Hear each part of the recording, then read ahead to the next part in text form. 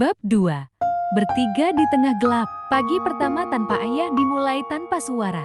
Biasanya ada derit sepeda motor tua yang selalu dinyalakan ayah saat hendak berangkat kerja.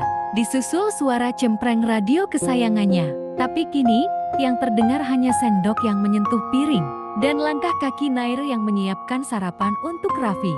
Makan yang banyak ya, Vi. Kakak bikinin telur, loh, katanya sambil tersenyum tipis. Raffi mengangguk. Ia masih belum benar-benar memahami bahwa ayah tidak akan muncul lagi untuk mengelus kepalanya saat berangkat sekolah. Ia hanya tahu rumah mereka sekarang lebih sunyi dan ibunya lebih sering menatap kosong keluar jendela. Bumair duduk di meja makan dengan wajah pucat. Belum ada sepekan sejak kehilangan suaminya. Dan sekarang ia harus memikirkan banyak hal sendirian.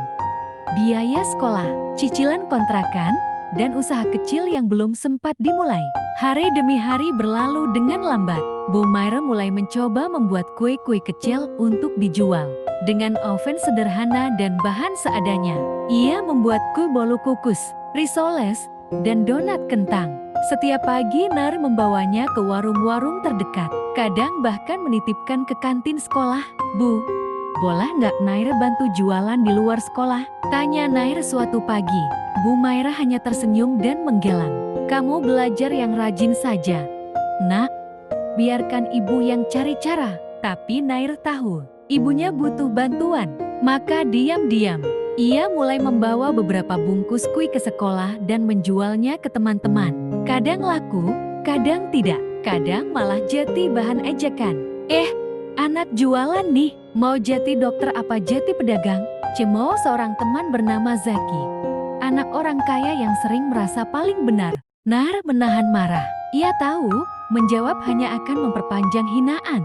Ia menunduk dan menjauh, menggenggam uang seribuan dari hasil jualannya seolah menggenggam harga dirinya. Keluarga besar dari pihak ibunya semakin menjauh. Mereka datang hanya saat ada acara keluarga besar, lalu menyindir halus soal cara Bumair menghidupi anak-anaknya. Salah satu bibi bahkan berani berkata di depan Raffi, miskin kok motot sekolah, mending disuruh bantu jualan aja. Tapi keluarga almarhum ayah justru sebaliknya. Pak De Arman sering datang membawa beras dan minyak. Tante Lise membelikan sepatu baru untuk Raffi saat yang lama jebol.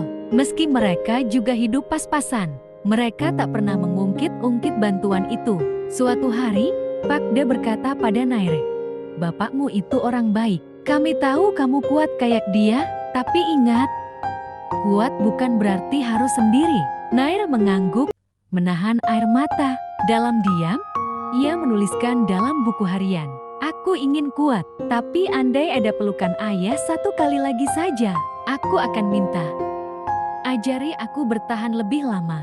Suatu malam, ketika hujan kembali turun, listrik padam. Rumah mereka gelap. Nair menyalakan lilin, lalu duduk di tengah dengan Raffi di pangkuannya. Bumair menghangatkan teh manis di atas kompor kecil. Tahu nggak, Vi? Kata Nair pelan, kita ini kayak perahu, kecil. Tapi kita bertiga cukup untuk terus jalan. Raffi memandang kakaknya dengan bingung. Perahu? Iya.